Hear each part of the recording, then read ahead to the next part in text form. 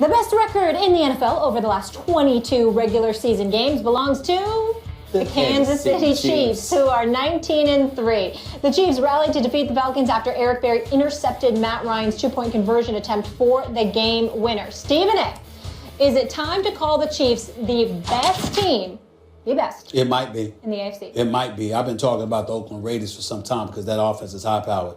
Don't go out too much on a limb there. It might be. It might be. I can do that. I can afford to do that. You see what I'm saying? Here's the deal.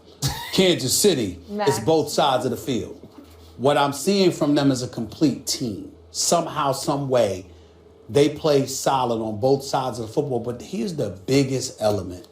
They don't beat themselves. They make you beat them. There are times when you can legitimately argue that the Raiders put you in a position to beat them because they beat themselves with some of their mistakes.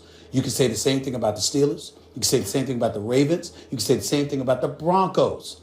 You can say, of course, you can say anything about anybody in the AFC South. All right? To a lesser degree about New England, of course. Kansas City is right there. I could never pick Alex Smith over Tom Brady on his best day. I just can't do it. But I am paying attention to the Kansas City Chiefs. And right now, they appear to be the most complete team. I would say yes. That doesn't mean that'll be the case at the end of the season. But right now, it may be yes. Yeah, it is yes right now. And the reason more people aren't saying yes is because they lack sex appeal, right? They don't have that stud quarterback that makes you like Derek Carr, the X factor. There's no X factor, at least on offense, at least under center on the team. And so people are hesitant to do it. But you know what I see as the X factor is Andy Reid. I mean, Andy Reid is like Marty Schottenheimer plus. You know, a lot of criticism about Andy Reid when you got him. Oh, where are the Super Bowls? And then you don't got him. Right. How you doing, Philadelphia? Right. I mean, when he took over Kansas City, that was a bum squad, bums. And in 1 year, they got 11 wins. And they, 9 wins, 11 wins. I mean, wherever he goes. And then Andy Reid teams also advance in the playoffs.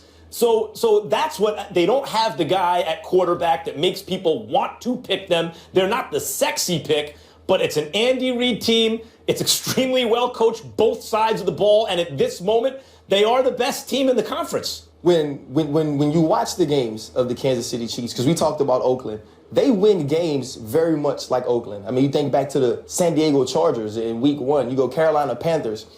But it's what you said, though, Max. When the Raiders come back, they come back because the quarterback's throwing the ball all around the field. We're getting deep balls to Amari Cooper. People offensively making plays. When the Kansas City Chiefs make plays, it could be Eric Berry. It could be Marcus Peters. It could be Tyreek Hill, which is why now Justin Houston on defense. Which is why now they've moved into the number 2 slot for me, but I can't say that they're better than the New England Patriots because what we also know about this team, the offense goes missing. You think back to early on in the season, the games against the Texans, games against the Steelers. This offense sometimes puts this team in places where they can't come back, where Eric Berry and Marcus Peters and Justin Houston can't make the plays to get the game won. Yeah, it's all special teams, defense. And so what makes me nervous is when you get into the playoffs, if a game gets down to Alex Smith and this offense versus a Derek Carr and the Oakland Raiders versus a New England Patriots and Tom Brady, it scares me that they won't have the firepower to pull those games out. But for what they've done as a total team throughout this season, I think they show us on Thursday night that they're the best team in the AFC West and can compete. Not only that, they force turnovers better than anybody. I mean, they're number 1 in the league now. Now, they're 28th in yards allowed. They're 27th against the rush. And somebody should be able to exploit that. But somehow, some way, they make plays and they make you make mistakes better than anybody in football right now. That's why you got to watch out for them. And they smacked around the Raiders. I brought up Houston because on that side of the ball, how many guys are better at at rushing the passer in the NFL? We saw that in prime time. In the game NFL, back against Denver. Right? Even when you account for all the games he's missed, the only guy has more sacks than him over that time period, over his career, it's J.J. Watt and Von Miller. And it's not that many more, and the dudes missed 10, 11 games more than those guys. They have weapons on both sides of the ball, but they missed the stud quarterback. This Thursday, when they go up against the Raiders at Arrowhead Stadium, that ain't about them. No matter what happens with Kansas City, they already smacked the Raiders around once. This game is going to tell us a lot about the Raiders. No You're undefeated. You know, you winning games on the road or whatever. We about to find out about. Don't want to get rid of Thursday night football. And Arrowhead is so tough. Here's the as well. toughest thing. That's a terrible place to play a football game. All right. When we were as good as we were, when we were winning Super Bowls, we were going 12-4, and 12 wins seemed like a for sure. Coming into many seasons, we would go down to Kansas City and get our butts whipped. Why is it? Because it's so loud? I don't know if it's loud, if the red is ugly. I don't know if the fans are too close. That team is different there. That defense has always been different there. And you talk to many people, when you smell that barbecue, when you pulling up into the parking lot, you know you're in for a long day. It's intimidating. And so this is going to be exciting for me because that offense, Oakland's offense, has to go in there and make plays. And I think Kansas City shows that they're the cream of the crop in the AFC West on Thursday. We shall see. It's going to be good. Ryan, thank you so much for being with us. Thank We you, will guys. see you on NFL Live. I can't wait for this last take. What is it? Last take? Final take. Oh, man. Please tweet us after #Final Take. We want your commentary. Final take. Listen, I will And you started off, right? I will allow you to critique me. I'll be doing most of them, but my man here is going to do some as well. But you know what? I will allow you to critique me. I usually don't, but I will allow you to critique me on this one. We got to talk about it on the radio show. Oh, Lord. All right. My eyeballs tell me, and this includes Julio Jones, who just is mind-blowing when you watch him. I mean, all these receivers, whoever you saw last, that's who you think is best. But my eyeballs tell me that this is going to be the Odell Beckham Jr. era. I think this is the way we're going to remember that era. I think he's just more talented. All right, so that was my guy Max Kellerman on Friday predicting that Odell Beckham will have a big game against the Steelers. He finished with 10 receptions for 100 yards, but didn't get into the end zone. Beckham not happy with the officiating. Here he is.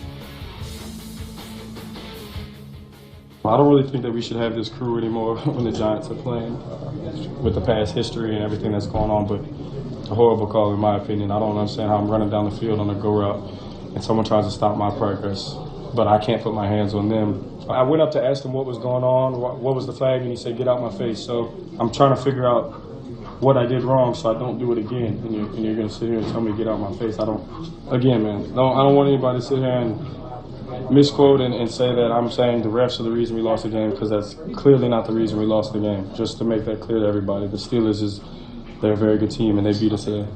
Oh, Ryan Clark, talk to me. What happened to Odell Beckham and company Sunday? Well, I will say this. There were some flags that should have been called. The guys got handsy with him. There were some times they got to him before the ball got there. And so I can see his reason for asking questions. But you also understand that the refs are going to have a shorter leash when it comes to him speaking to them, walking up to them. And so he's going to have to deal with some of those things because of things he's done previously. The same thing that's been the problem with Odell, the New York Giants all year, is still it. They played 6 games against teams that weren't very good. Those teams had losing records. They can't protect Eli. Eli can't make plays from the pocket. If you want to go downfield, you can't because Flowers is going to hold. Right? You have guys who can't hold up. Eli's getting pressure in his face. And when you play a team like the Pittsburgh Steelers, who don't have a stud corner, who don't have a Joe Hayden, a Patrick Peterson, who aren't willing to say, I'm going to let Odell Beckham be man-to-man with this guy because I believe my guy is good enough. He's going to draw double coverage. They're going to play man under where the safety's over the top. It's going to be hard to get them the ball. But Eli Manning, especially late in the second half. I'm sorry, are you saying that Odell is better off playing elite corners? Without a doubt. Because then they give him less attention? With elite corners, he gets an opportunity to be matched up one-on-one with those guys. If you're playing teams like the Pittsburgh Steelers who have to scheme to beat you, they're going to pressure Eli and find ways to have you in double coverage. And then if you're the New York Giants, you can't go into this, I'm scared to let Eli sit in the pocket, so we're going to throw these 2-yard short routes to Odell Beckham. You have to scheme up ways to get the ball down the field, and the New York Giants didn't do that. A couple of things that you said that I think should be of grave concern to New York Giants fans and everybody else. If you have an elite corner, you just talked about how it's best for Odell to have that on him because you're in one-on-one coverage. The officials might be more, reluctant to call stuff and might let y'all play. If you got to zone up against him because you don't have that elite corner, now people have seen that works because the more bodies you throw in Odell's direction, the more they frustrate him because they obviously all get physical with him because talent-wise, speed-wise, they can't mess with him. So the ingredients, his kryptonite per se, has somewhat been exposed. That's an element. But I also look at this and I say, this is on Eli, this is on Ben McAdoo. You're Eli, you didn't even target Victor Cruz, okay? You kept targeting Odell. Come on now. We're going to get into more Odell after the break. We got to take a quick commercial break here. More First Take in a moment. Stay here. First Take is brought to you by DQ. Upgrade your $5 lunch with a small Blizzard treat for just $1. And Geico. 15 minutes could save you 15% or more on car insurance. Hello again. I need you all to get familiar with a new segment that we are debuting right now. It is called Final Take, where Stephen A. and Max get to go in on the hottest topic of their choosing. You never know what these men are going to say, and it is uninterrupted. On that note, Stephen A. Smith, the floor is yours. Thank you, Molly. In 2003, the NFL established something called the Rooney Rule. By now, we all know it's a policy that requires league teams to interview, not hire, minority candidates for head coaching jobs and senior football operation jobs. For years, so many have sat back and wondered aloud, why? Why on earth is there a need for such a policy, particularly in the world of professional sports and especially in football? Well, here's another question. Has anyone paid attention to the career of Jeff Fisher? Once this season officially ends, Fisher will have missed the playoffs 16 times in 22 years as a head coach in the National Football League. Fisher has not won a playoff game since 2003. He has not had a winning season since 2008. In fact, he hasn't even had a record better than 500 since 2009. And yet here we are in 2016 at a time in our country where America and greatness are used as words to accentuate the meritocracy we're supposed to be. And this same Jeff Fisher, we learned yesterday, has actually received a 2-year contract extension. Still wondering why the Rooney Rule exists? Truth is, there's nothing that exemplifies the need for the Rooney Rule better than Fisher. His presence alone highlights cronyism, convolutes what actually defines merit, and above all else illuminates the difference between blacks and whites in this country. Following an 11-5 record and a trip to the playoffs 2 years ago, Jim Caldwell went 7-9 in Detroit last year and still felt a hot seat coming this season. None of us, including me, will hesitate to say Marvin Lewis has to go in Cincinnati, but the man has guided the Bengals to the playoffs each of the last 5 years, you know. How about Mike Tomlin, who feels heat weekly in Pittsburgh, despite a Super Bowl title and 2 Super Bowl appearances? And we all know what's already being said about Todd Bowles' potential future with the year the New York Jets are having. The point is, no level of ineptitude on any level, in any sport, compares to the pathetic results produced by Jeff Fisher.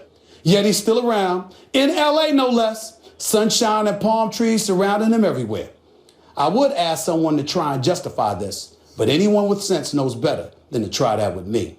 So instead, I'll end by asking these simple 2 questions. Could anyone in America produce as little as Fisher and still keep their jobs? Better yet, would you still have your job? Take your time in answering that question. I'll wait. Only in America. If you missed any of our final takes, go to our Facebook page. We're going to post them there daily. Get involved in the conversation. Chime in. It is tough to argue that one, Max Kellerman. Yeah, I would say that barring greater equality in terms of the treatment of coaches, you'd at least hope that there would be an example of a black coach who was a miserable failure and still kept his job, and we could all be outraged about that because it would take race out of it, I suppose. Look, Fisher had the team go out and lay an egg right after he signs the deal, and then he doesn't have his challenge flag ready. Find the flag. The optics are really, really bad for him right now. And bad for the Rooney Rule. No question. Final take. I love it. We'll see y'all tomorrow, and we'll have another one for you. Enjoy the game.